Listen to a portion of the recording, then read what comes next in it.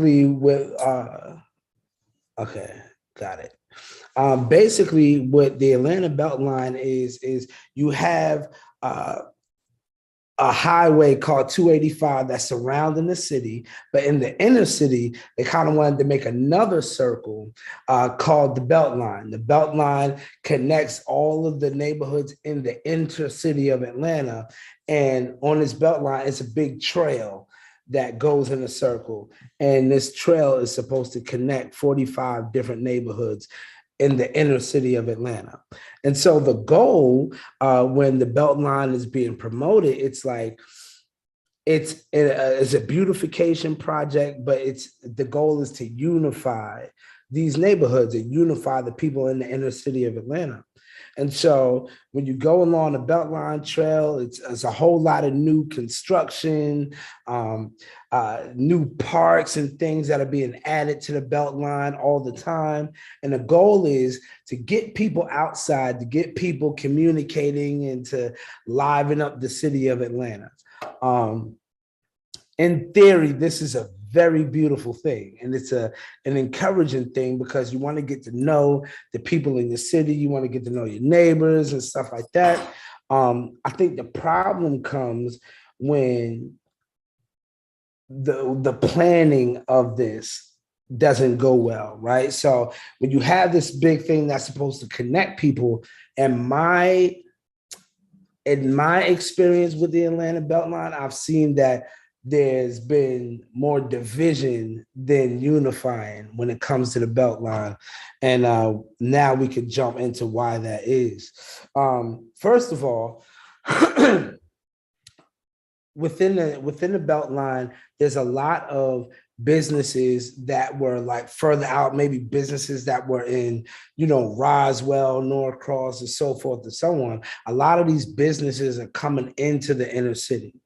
And a lot of new development, a lot of new houses being built, new construction, revitalizing things, which is all good. These are things that people have hoped and prayed for many years, for Atlanta to kind of get this facelift. But with this facelift, it comes at a cost. And the question is, what are we actually sacrificing for this facelift? And so, for example, I live in a community called Grove Park. And Grove Park is like, it's right by West Midtown. Some would consider us West Midtown now. Grove Park is a really close community in proximity to the downtown and the stadium. So we're right on the west side of downtown. And Microsoft is building their new headquarters in Grove Park as well. And so you see where I'm going with that. So Microsoft is building a new headquarters around here. We have the West Side Park, which is bigger than Piedmont Park.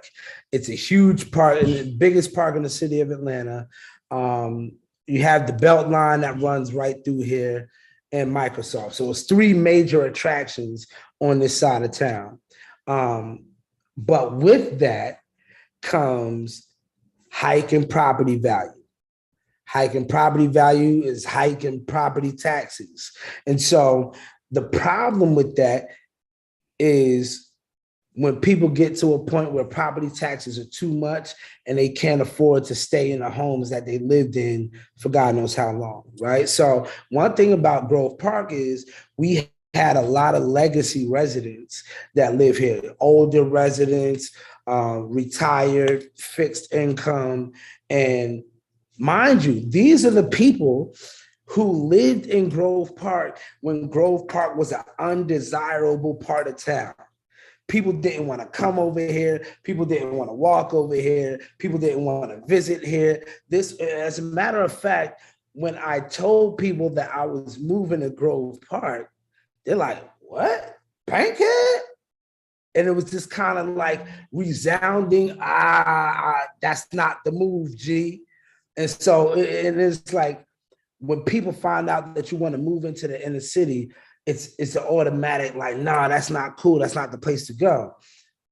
everybody wanted to go to these peaceful, beautiful areas in the suburbs.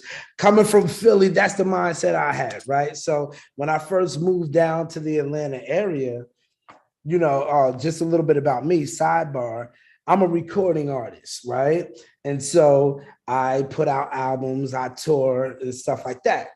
So when we first moved to Atlanta, it was, yo, I've been in the hood all my life. I'm making some good money. Let's stay up out the hood. We're going to stay in Marietta. We're going to be in a little gated community. We're going to live the life that we always should have been living. And so I lived there for a little bit, lived there for like a year and a half. And then like we began to be burdened with like, we want to be amongst our own people. Like this ain't the vibe for us. We want to move back into the inner city. Move to the inner city because we never lived in the inner city of Atlanta. So we're like, yo, let's move into the inner city. The first area we moved to was an area called the West End. Now the West End, at the time when we moved in there, you could get a good turnkey property for about 75,000 move-in ready. It was cool. You know what I mean? And a couple years go by and talks of opening up a brewery starts happening. And then the prices start going up. The Beltline comes. And then it's like, oh, now houses are, at the time when we moved out of the West End, the houses were selling for about 400,000. We had one person that sold the house for 500,000. And we knew like, okay, this is things are about to take a quick turn. From there, moved into Grove Park, and that's where we are now, Grove Park area. And so back to what I was saying about Grove Park, all these new things are coming, and these legacy residents for the longest have prayed for a neighborhood where they can walk and enjoy themselves, and a neighborhood that was getting attention and funds from the city. We live in a food desert, right? So here in Grove Park, there isn't a grocery store within a mile radius of Grove Park. Meanwhile, all these big plans for these big things are coming to Grove Park, but the legacy residents and the residents that are currently here don't have access to these things that are coming down the pipeline, right? So the city has promised to put things here, but my thing comes when I feel like when you have these corporations and you have like people who are investing in the Atlanta Beltline and these beautification projects, which are, like I said, in theory, good ideas. I think the problem is that we don't identify Atlanta the same way. And so I think it comes down to like definition and identity. When I think of Atlanta, I think the current Atlanta. I think, diversity. I think people of different socioeconomical statuses and people who have different walks of life. When a lot of these companies are building into Atlanta, they're not building the city for the people who are currently here. And that's my problem. The people who are currently here have desired and voiced concerns and begged and pleaded with the city to clean up our neighborhoods, to bring some beautification to our neighborhoods. The fact that the beautification is coming meets the reality that a lot of people who wanted this won't be here to enjoy it. And so like, for instance, we have, like I said, our legacy residents who have been here for a while, been here for generations, and they're older, they're living off of Social Security, they're used to paying what they pay, and taxes are shooting through the roof. And it's like every day, these people are having to answer phone calls of like investors trying to buy their houses and nickel and dime them out of their homes. And we've had plenty of legacy residents who have been harassed by, investors. Like, let me buy your home. Let me buy your home. No, I'm not interested. Next day, let me buy your home. Let me buy your home. And it's just like, dag, like, I wouldn't be surprised if some of these legacy residents were actually bullied into selling their homes. And so those are the type of things that are happening along with this transition. Um, when you have news of Microsoft breaking ground and building headquarters because of the Beltline. Because outside of the idea of the Beltline, a lot of these companies weren't interested in these parts of Atlanta. And so the Atlanta Beltline comes along and property value goes through the roof, taxes go through the roof, big corporations come in, and that makes it hard for either low income or fixed income residents to be able to hold their heads above water in the neighborhood that they grew up in. And so what we're dealing with now in Grove Park are a lot of people who, people who have lived here for 20 years, people who lived here for 30 years, but can no longer afford to stay in their homes. And landlords who are selling houses from underneath their residence. You know what I mean? Like I believe there's a family in this neighborhood or was in this neighborhood who their landlord just called them randomly, like, okay, y'all got to go. I'm selling the house. And it's just like, where they going to pick up and go? And so what's happening is it's twofold. So anytime that you have this hike in property value, hike in taxes, that pushes everything up. The price of home ownership, the price of rent.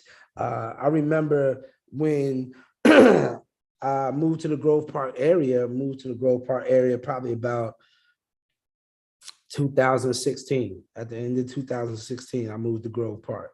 And it was, you can find a place to rent. You can find a house to rent for about anywhere between like $800 to maybe $950 a month. And now, those same houses are going to be $2,500 and up to rent. And so the average person who's low income, fixed income, they can't pay $2,500 a month to live. And so there are a few things that I felt like could have made Atlanta Beltline better and more purposeful for the residents here. See, the question is like, Atlanta Beltline is good. It's a good thing. But my question is it good for everybody? Is it good for everybody? You know what I mean? And so here's a few things that I kind of pinpointed that I felt like could have made Atlanta Beltline a better hit for the city of Atlanta and for the communities that are around it. Because at the end of the day, what we don't want in Atlanta, I'm speaking personally, what I don't want in Atlanta is for classism to rule the city. And so classism is related to racism.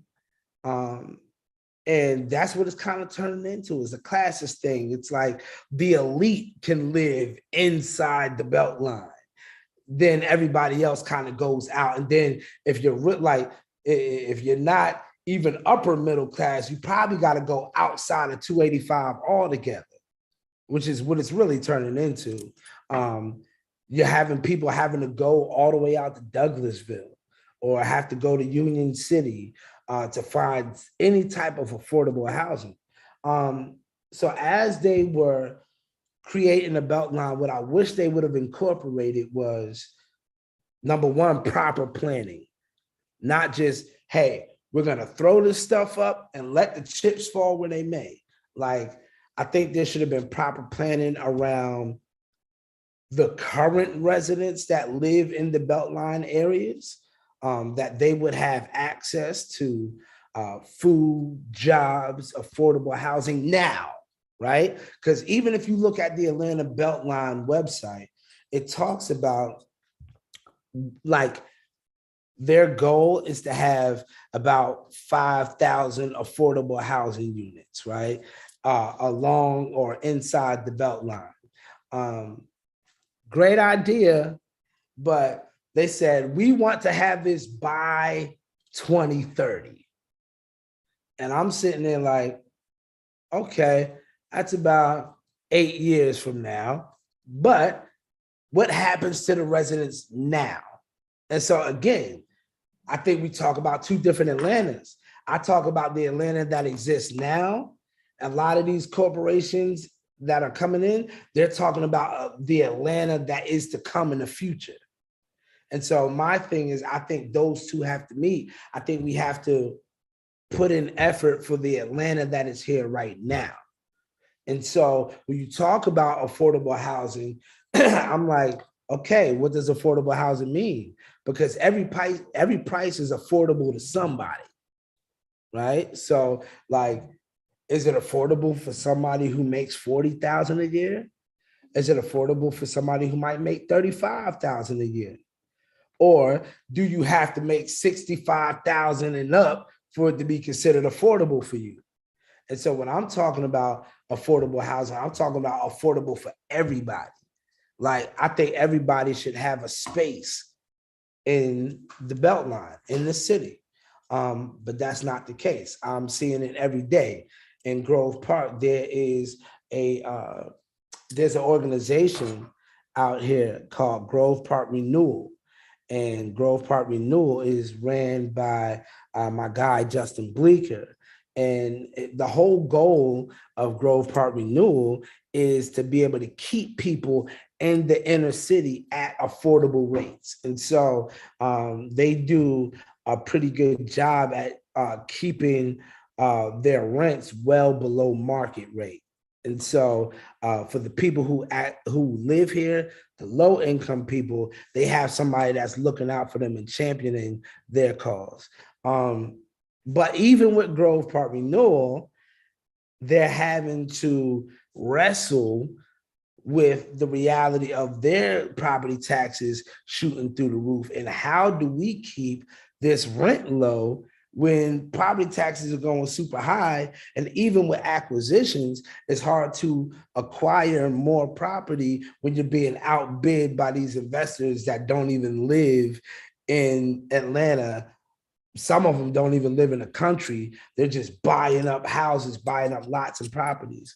But they're having to wrestle with the idea of, how do we take our current inventory and make it affordable and keep it affordable? So a couple of their houses, they had to turn into triplexes and turn a house into 3 units on one lot, because that's the only way you can not charge somebody through the roof for rent. So companies are having to adjust. Like, people that are actually for the community are having to adjust in major ways, because everything in the inner city, everything on the Beltline is going through the roof. And it's hard because as a leader in my community, you think about, of course, like, you want to, it's hard to be a leader and not want to be the hero, right? And when you see the inevitable happening, you're seeing all these increases, you see all these hikes and inflation, and everything is just out of control. And like, you just kind of want to jump in front of the bullet and save everybody from everything. But unfortunately, we can't. And so the job that we have in our community is trying to educate people about home ownership, educate them about the highs and lows of home ownership and how to really pursue and achieve that, and different ideas for income for a homeowner.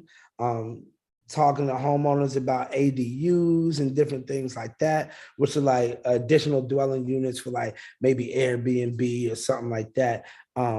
Because in this climate, you need to do extra things just to be able to cover the bases. And like, so in addition to that, talking to renters about, hey, maybe you don't need to own a home. Like, maybe you do want to rent. And so for renters, try to find or create avenues for realistically affordable housing, right? And so we're not talking about, because like I said, any price is affordable to somebody. So when you're looking at, prices I just did a quick search about, places for rent in my neighborhood, and places for rent in my neighborhood in the upper 2000s. You know what I'm saying? Like, 2,600, 2,500. I'm sitting there like, this is Grove Park. Like, are you serious? Like, this price? Are you like, who can do that? And so, but like I said, programs like Grove Park Renewal are doing a good job at trying to get residents that, like there's some residents that can only afford to pay $600 a month. So that's what they pay. They pay $600 a month. You know what I mean? Like some people can only pay five something. So they pay five something a month. And so like that's why I'm grateful for organizations like that have their finger on the pulse as things are transitioning, because this is hard. Like, we make pretty good money, but it's hard for us to navigate this transition. So if people with money find it difficult to navigate the way the city is changing, imagine people without money and how harsh this is for them. And so, so proper planning. I think there needs to be tax protection for current owners, which means like, now there is, like, according to some like areas in the city, there is a ceiling on the taxes, like historical neighborhoods have a kind of ceiling on the amount of taxes they can charge people. But I think there needs to definitely be tax protection for the current residents. And I believe that there should have been systems in place to protect renters. Because when you're in a market like this, and all of a sudden you have a property owner who's renting out their home, and all of a sudden they get this big wig investor that's like, oh, we'll pay you, way more than what you paid. You paid 150 some years ago for this property. We'll pay you 350. Of course, that homeowner is going to struggle with whether they should accept that offer, even if they have a tenant in there. So I think there need to be certain things that safeguard tenants who are renting from being kicked out or displaced. You know what I mean? And I think most of all, there should have been an accountability system in place. Right? There should have been deep accountability for the people doing the Beltline, and not just that, like not just fulfilling what's in the Beltline, because I think they have good plans, parks and different things they want to spruce up the city, but like I think there should have been more accountability to the communities around the Beltline from the city. There should have been they should have been able to be held accountable for the neighborhoods that they're kind of invading, and they are invading these neighborhoods. Another thing, so going back to like feeling like we are catering to two different ideologies of Atlanta, right? And there is like when you go to some of these meetings and you hear these people talk about different things that they want to add to the community. And like, I remember, so perfect example, and I'm going to tiptoe around this because I can't really mention people's names. Gotcha. But there is a woman in our community who does an amazing work. Her name is Latanya Johnston, right? And she does an organization called Paul Kids, which is an enrichment program for kids in the community. And so Paul Kids, they've been blessed to have a nice building, a old trap house that they converted into a learning center. It's beautiful. So if you're in the Atlanta area, come to Paul Kids, PAWKIDS, and come check us out. Come check them out, excuse me, and come take a tour of the place. You'll fall in love. So they had an old trap house that they converted into a learning center. Then they took another house, which was like behind the trap house. They bought that house and turned that into like a kind of like a holistic center. You can go there, wraparound services. You can go there, get therapy, get your doctor checkups, get your hygiene products. All that stuff is in that building. That's called the Gathering Place.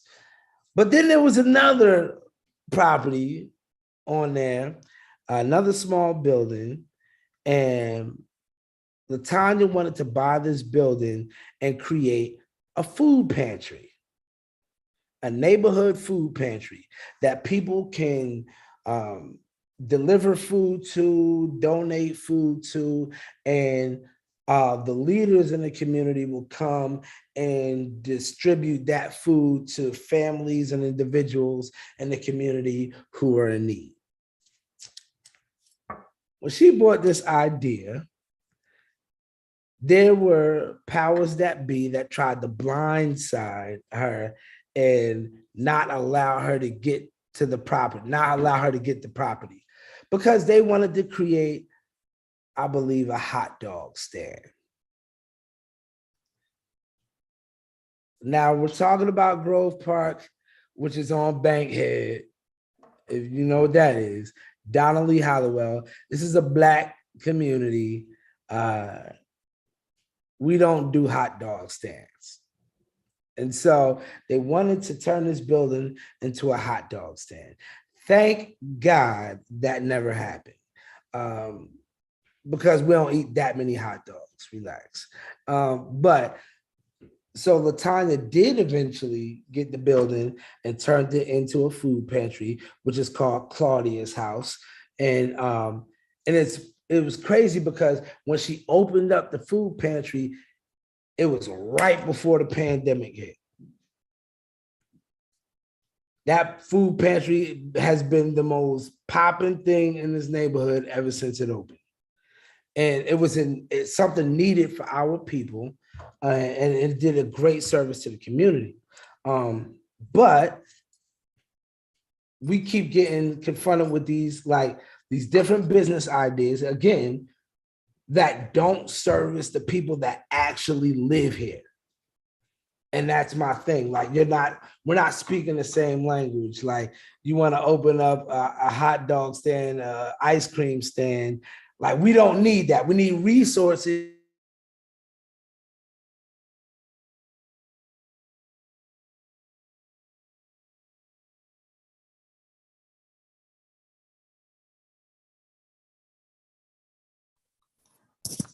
Swift. All right, y'all. It seems that his internet may have paused. So I'm gonna just give it a minute. Sorry about that, y'all.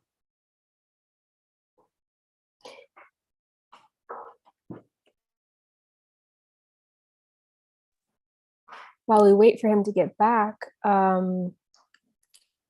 do you have any questions that come to mind hearing Swift's? Yep, he just dropped off for a moment. Yeah, what questions do y'all have any questions or thoughts that come to mind listening to Swift's perspective?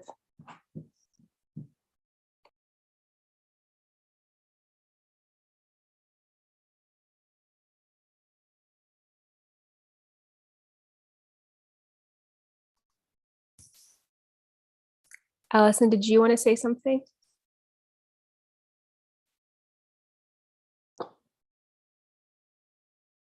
We also welcome any thoughts or questions in the chat.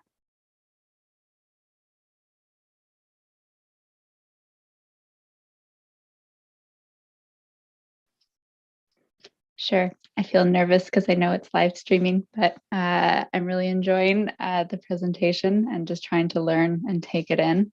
I wonder if there are any good examples out there where cities or jurisdictions have done a better job of incorporating these housing policies and some of his other recommendations?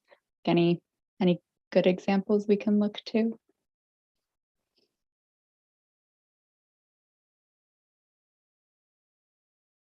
Yeah, that's a great question. I'm gonna open it up to the crowd if anyone has a thought or knows of a case or a housing project.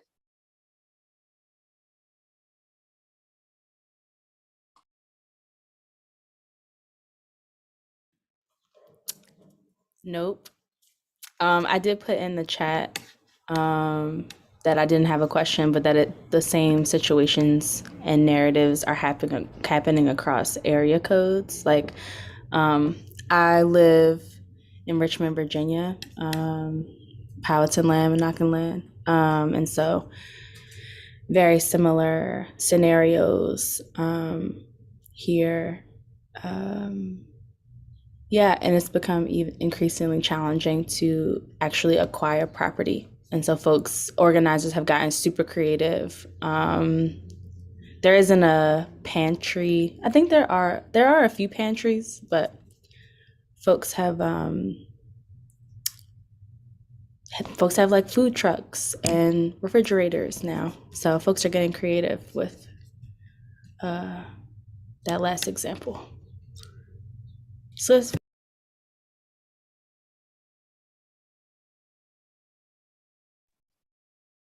Yeah, Swift. Wait, hold up, your mic is off still. Oh, can you hear me now? Yeah, welcome back. Yeah, I don't know what happened. It's like this never happened in our office building before, but yeah, I'm coming to you from our office building, right? So just a quick blurb. There's an office building here in Grove Park that was newly built or remodeled from an old apartment building. But this office building houses community leaders that are doing strong efforts to build up the community. And so we all have offices in one building, which is real dope. So shout out to the Grove Park folk for that. But yeah, like I was saying, hold on, who is this? Yes. I don't know if it's back up yet. It just went out, so it might be a couple minutes. Sorry. Yeah, so this is real life, y'all. I'm not gonna pretty it up like it ain't real. It's real. Internet goes out. Hello. But again, like I was saying about going back to Latanya, who was doing the food pantry, one of the major things that are happening with that food pantry right now, I mean, not with Latanya right now, as far as Paul Kids. So when Paul Kids started, there were a lot of kids in the program. And so now, like, there's a lot of the families in the program that had to be displaced. And so when you're sitting down and you're questioning whether you should uproot your nonprofit organization and leave the city because you don't have enough kids. You know what I'm saying? Like, the numbers are dwindling. Our people are becoming less and less in number. And it's sad to see that as a leader. It's sad to see that as a Black man, as a family man, people be displaced. You know what I mean? Like, because, like I said, you have residents that have prayed for this Atlanta. You know what I mean? Like, one day there will be a grocery store in Grove Park. And the majority of people who live here today won't be around to see that. And that's just disheartening. It's real. And it's the reality that we live in. And again, what needs to happen in the Beltline needs to be a hard look at who the people are in Atlanta, right? So I believe that communities are made up of its residents. So if you have good people, when good people come together, they create good community. And so a community is a reflection of the people who live in that space. And so when our community goes overlooked, when our community goes under-resourced, when our communities get talked about and looked down upon, how am I supposed to think that you look at us as people? I can only feel like you overlook us. You look down upon us. And so, so I have a personal attachment with my community, and many other communities are going through the same thing within the Beltline. And I feel like, again, we're doing what we have to do now, but we're building the Atlanta for the people that we're bringing in.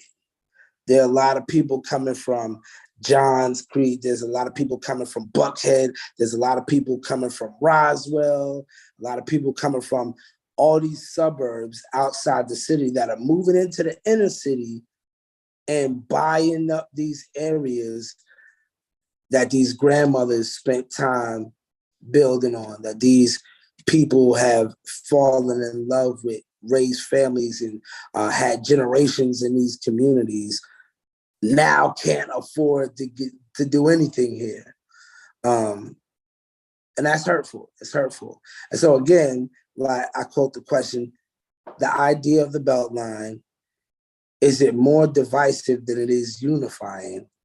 And when I say unifying, I mean all-encompassing, which means like, you know, whether you're upper middle class or you're lower class, you know what I mean? Whatever your class is, like, does this Beltline project make room for everybody?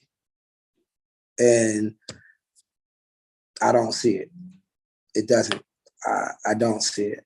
And so that's just a little blurb. I don't know where I'm at as far as time. Shayla, you said I had 9? Yeah, or 1 left? Okay, good. So I'll make a good time because I wanted to do something. And I'm not sure if I'm gonna be able to do it, but I want to do it. So like I said, I'm a hip hop artist. So I rap. I make my money that way, and that's how people know me. So I wanted to spit a little something. Oh yeah, just so you know where I'm at. I'm not playing with you. Shout out to Issa Rae, big time. Look, I don't play. So there's a song I did called Robin Hood, and it's ROBBIN hood. Like we're robbing the hood. When we talk about the hood, when we refer to the hood, it's often in negative connotation. And I believe in doing that, we're robbing our neighborhoods of the credit that they deserve. And so bear with me, haven't done this in a while with this song. I don't think I've ever performed this song. So bear with me if I stumble over some words, okay? So basically, this is my love letter to the inner city. And it says, it's been a long time. I should have never left you, but I let them convince me you wasn't special. A little truth became lies told. Look what they made of us. Only gave us horror stories of how you hated us. Took our dreams and in return only produced rage in us. And if we stayed loyal, then the dead end is awaiting us. So we choose acceptance at the cost of ourselves, because the narrative tells we'll end up in the coffin of jail. Yeah. After all, nothing beautiful grows here. Just the same old guns, drugs, pimp hoes here. We drink the Kool-Aid to start despising our own here. Then the friction comes. It's obvious what was sown here. Media pushing false narratives in disguise. Our kids deprived of vision, just hoping to stay alive. I'll be damned if I don't show them the limit is the sky. So when they look at themselves, they see worth in their eyes. It's golden. That's the first verse. The second verse is, thank you. Second verse is, now we hate ourselves to chase their wealth, not knowing the priceless jewels and the cause we were dealt. We found power in the struggle to carry the weight we held. If this concrete could speak the stories that it would tell, the will to prevail when they killed us, threw us in jail for being just who we are. The path was paved well. Nowadays, it's nothing more than just a story to sell, only to escape thinking it's the only way to excel. One man's trash is another man's treasure, unless he sees it as a treasure first. I guess it's just a rich man's curse when we see our more is lesser. Pipe dreams under the pressure about to burst. So for success we reach, get paid, we leave. Our own securities for the suburbs to seek peace. But what's deep, they plotting while we sleep. They go and take the hood we left for the gold that's hidden beneath. We're golden. Thank you. So, listen, I can't hear or see anybody clapping, but if you are clapping, thank you. We are clapping, the whole crowd. Everybody's sending emojis. Thank you. Yeah, so how often, like, it all comes down to how we view ourselves. And like, when you have an establishment and local government that is hell bent on building corporations instead of communities, we have a problem. And we can't look to them to solve the problem. We have to be the solution. And so the solution is to go hard and build people up in our community, whether it be having our people start businesses and really rev up the income so that we can all continue to enjoy the space with one another and build this beautiful thing called community. And my heart breaks for my brothers and my sisters who won't be here to see the beauty, the beautification that's coming, because they deserve it a lot more than who's going to be able to enjoy it. So thank you, y'all, for listening, for hearing me out. Just this raggedy dude bragging about the Beltline and complaining, excuse me, about the Beltline. But much love to y'all. I love what y'all are doing. The whole movement. I really got to look at your Instagram and social media and all that and see what y'all are about. I love what y'all are doing, and I'm honored to be a part of it. And it's funny as hell how this all even came together. But yeah, I'm grateful. It is a blessing. Sarah and I were just talking. We're like, Swift, it was meant to be. The stars aligned for us, and you have just created such a beautiful space. So thank you again. Yeah, that's all I have to say. Thank you. Would you have some time for some questions or comments? Sure, let's go. Yeah? Yeah. All right, y'all. What are y'all thinking? Have any questions for Swift?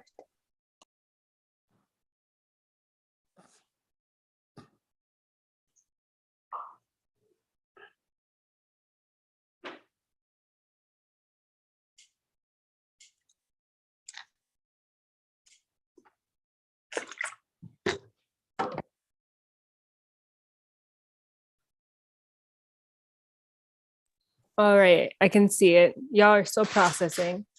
I see you, Katie. Sure. I thank you so much for the presentation and for sharing all of your wisdom. I was wondering if you had some more tips as well on the proper planning piece, maybe some engagement that has gone really well in other places, other ideas to spread related to proper planning and really meaningfully engaging the communities. Yeah. So I think proper planning always comes with great communication, right? You know, and so the thing is to well, first of all, the first tip would be to actually give a fuck. Sorry, you know, but I don't know who's going to score. But anyway, the first thing is to actually care about the people who are in these communities and not just care about the land. And so with that would come like really communicating and finding out not just what the people would want, but what the people need to thrive.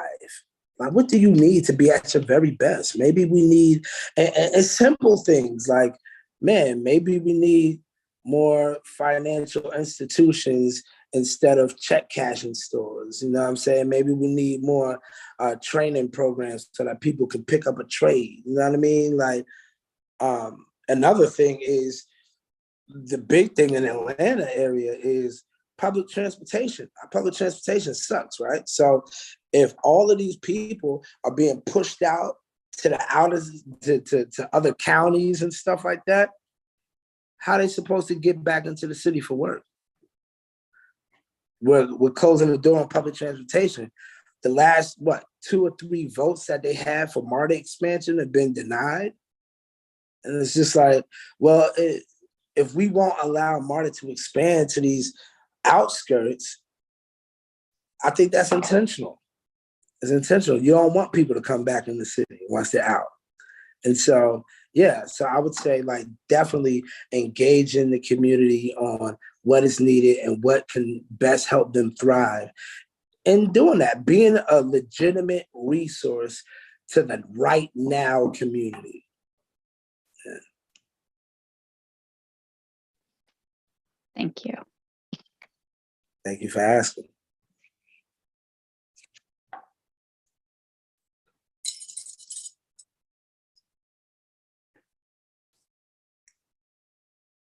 Anyone else? Like, hey, let me see.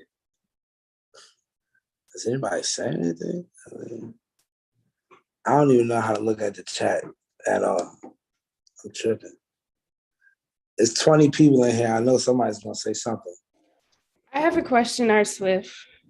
All right. Sorry, I had to go to the room. We've all No, in the room together. I'm curious just about your experience as a musician, as an activist. And, you know, Atlanta is known for its music scene and, you know, sort of this new Black arts hub that it's creating. So I'm wondering, like, your experience, like how that intersects or what you're seeing from the artist community, how the new development is impacting them. So I mean, from the artist community, it's crazy because I can speak from 2 different levels of artistry, right? I can speak as a lot of more developed artists have invested into real estate, right? So they might be seeing an uptick in interest in their properties. But I need to shout out 2 people. All right, so first let me shout out Killer Mike and T.I. And I've gotten to know these brothers a little bit from the community work that we do here in Grove Park, because they also do community work.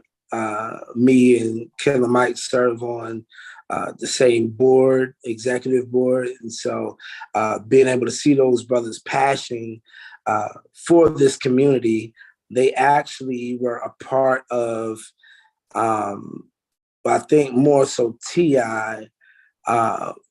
Partnered with somebody to build an apartment complex right up the street from here. And that's supposed to be, you know, for affordable housing and stuff like that. And that's a right now thing, you know what I mean? Like they're pretty much almost done with the apartment complex. And I hope to see beautiful things come from that. But him and Killer Mike went in and bought Bankhead Seafood, which was like a historical landmark on the West Side. Bankhead Seafood was just, you know, a popping place on the West Side and well known all over the city. And I think the owners, I think they just kind of got burnt out and were ready to close the doors. And Killer Mike and T.I. stepped in and bought it. And now they kind of rebranded and revitalized Bankhead Seafood. So that should be opening soon. And even with that, a lot of the people who weren't in this community a couple of years ago, and that's the thing we have to think about. It's not just new development, it's new people. And so when new people come in the community, that voice of the community changes. And so when Killer Mike and T.I. were talking about opening Bankhead Seafood and, you know, providing jobs for young adults in this community to be able to get honest money and to preserve a landmark here in Atlanta, they actually got some bite back and some people that didn't want it to happen and some people that were nervous about the type of people this business would attract. And so I'm saying, like, man, this kind of this is hard right here. It's hard to navigate. And so I've seen brothers like Killer Mike and T.I. step up to the plate during this transition and try to preserve some of what made this community rich to begin with. And my second thing is I forgot the name of them. There's an apartment complex that are building apartments in the community that is going to focus just on like creatives and artists. And so I think that's a good thing because like, again, when you fight for housing, you're not just fighting for low income people to be able to stay, but you're fighting to preserve some of what made this city desirable, right? I came to Atlanta because Atlanta to me was Black Hollywood, right? Like Atlanta was where Black people went to thrive and be entrepreneurs and just kill it. And so, but when you remove a lot of those people who are the creatives, who are the maybe the struggling entrepreneurs that maybe haven't gotten all the way off the ground yet, but they got a dope ass business idea. And like, those are the people that you need to stay. Like, you need those people to continue to make this city beautiful and desirable. And yeah, pure. Keep Atlanta pure. So yes, so I see kind of both sides, how artists have struggled to hold their place in the city, but how artists are also stepping up to try to preserve spaces in the city.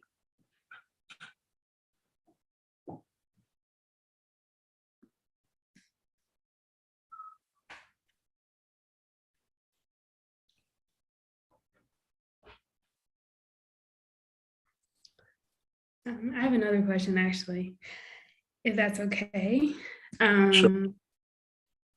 So yesterday we were having a conversation, and you just brought this up about, Atlanta being Black Hollywood, and just to see so many Black people in the city thriving and doing well financially, but they're also still being, income inequality and those disparities between classes.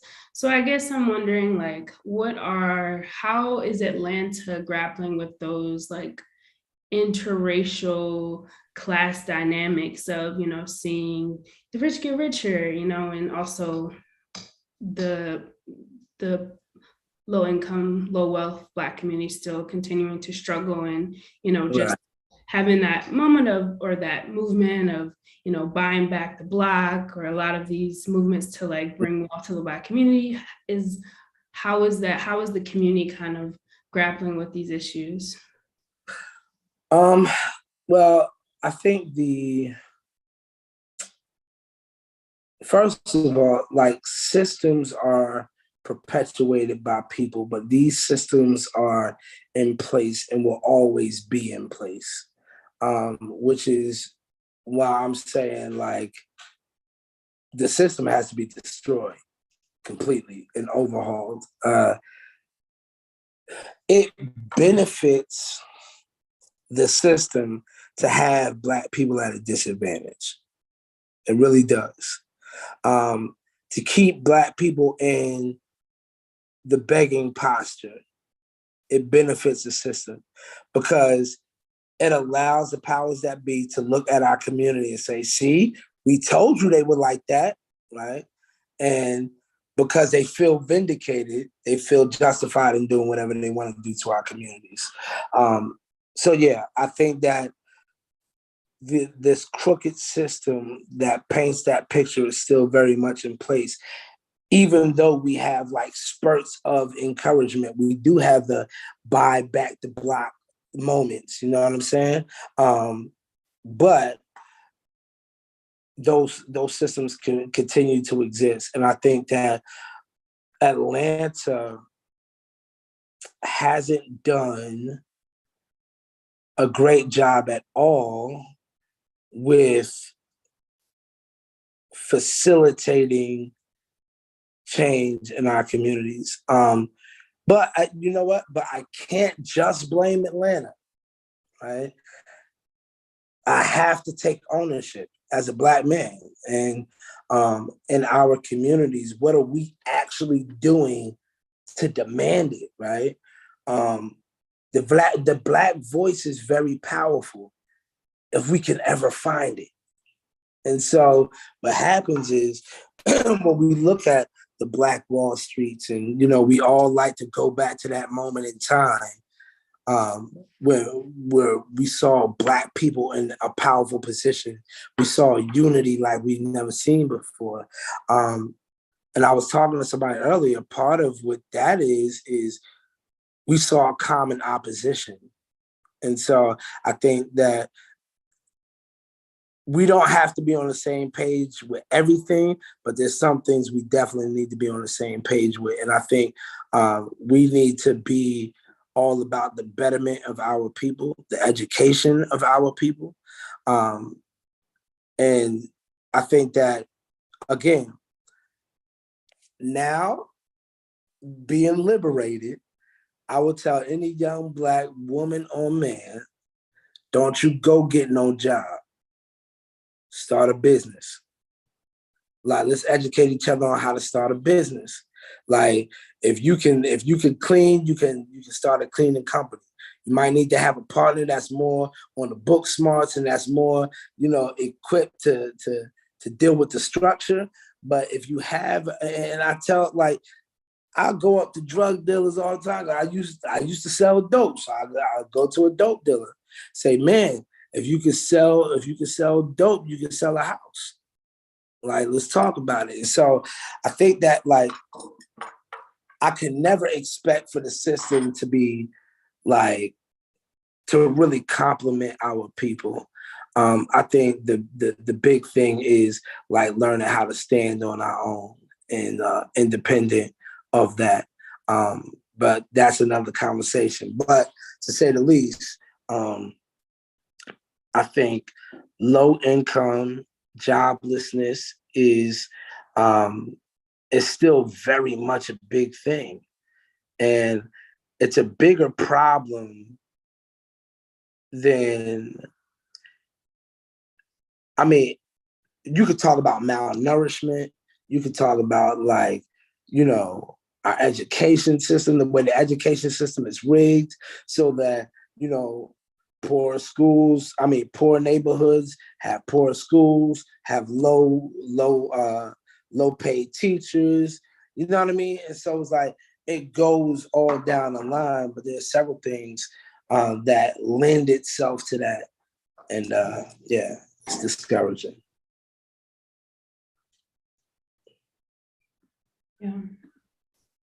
Is there anyone else in the room? I know this is part of the decarcerating biking. Is anyone curious about transportation that they want to ask our Swift while we have them? Transportation is so real. I'm like, yo, if they could, they would just throw us all in one area and close and lock the door and throw away the key. What?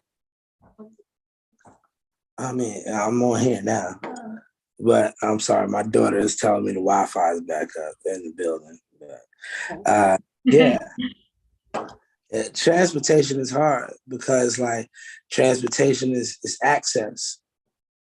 It's access, and if you put the resource far enough, and you put the people who need the resource further away, they'll never get to it. That's what's happening. All the infrastructure is coming to the inner city. The jobs are coming to the inner city. But the residents are having to move 45 minutes away.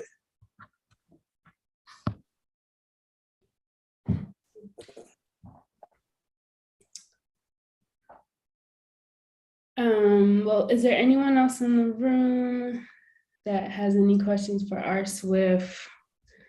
We really appreciate you for holding this space with us. I don't know if you want to tell the story of how we met. It doesn't matter. It's cool with me. Yeah, we actually met our Swift this week. Thriving Group is in Atlanta for our staff retreat, and we ordered an Uber XL. And our Swift was our driver, and so of course, he starts talking about Atlanta, starts talking about development, because he knows the owner of the house that we're living in. So we're like, oh my gosh, like we were struggling to like fill this role. And so it's just so amazing that we were able to meet you and you could fill the space and share your story and your talent. So just really grateful to have had this experience with you. Well, I'm grateful for y'all as well. I'm grateful to be here and to just peer in on a conversation, and I love it. I love what y'all are doing, and like I had to look up decarceration myself. I had to be like, what the Like hell is most that? people, most people did too. I had to when I started. So yeah, we Yo, all did. Google is your friend. I get it. And so like I'm all for it, like I think that's a beautiful thing. And that's verbiage and that's language that we don't, not just verbiage and language, that's a conversation that we're not having. And I think we need to have more of it. I think we need to put more effort into building our people, building our ideas, instead of like trying to do damage control when it gets too bad. So I think this is a very proactive thing that you guys are doing, and I'm honored to be a part. And I want to be a part every year for something like this. Oh my gosh. We're And gonna hold you to that too. We're gonna hold you to that too. We want to see you back every year. I love it. Please lead this.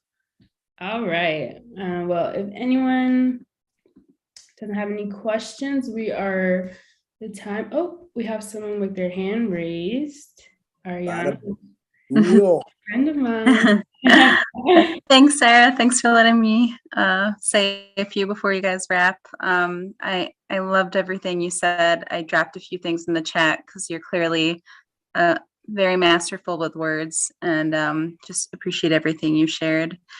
I was really struck by what you said about how Atlanta and many other places get built for the people that the city is expecting and trying to attract to come, and not honoring the communities, the elders, the grandmothers that have built those places. So, and I really appreciate what you say about don't go get a job, start a business. What are some ways that you haven't mentioned yet, maybe, that you would recommend? What would be like on your wish list of ways to honor the elders, the communities that have built these places? One thing I realized about our elders is that they want to be utilized. Like a lot of our elders, they want to feel included. They don't want your sympathy. Like they're very much still alive, and they very much still have things that they can contribute. And so I say, put elders in leadership positions. Like, you know what I mean? Like have elders lead some of these community efforts. Have elders talk to these businesses that want to come into our communities, these developers, have them speak to the elders, have elders lead things, because not only does it show our elders that they're still useful, because there's a difference between being useful and being needed. And so to communicate to our elders that we still need you, like you're still vital, you're just as vital today as you were 30 years ago. Like you are very much still vital. And so I think it's almost like when there's a saying that says, go where you're appreciated, not where you're tolerated. And so like that's what we should do. Like engage them by like appreciating them, seeing what they bring to the table, and actually like utilizing what they bring to the table. I think that's a beautiful, beautiful way to incorporate them. And yeah. Wonderful. Thank you. Thank you.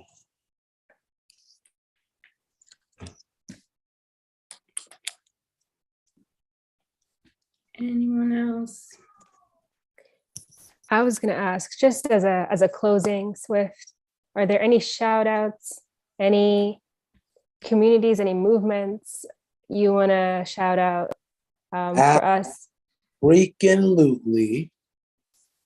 I should have wrote this down, but now I'm just winging. Well,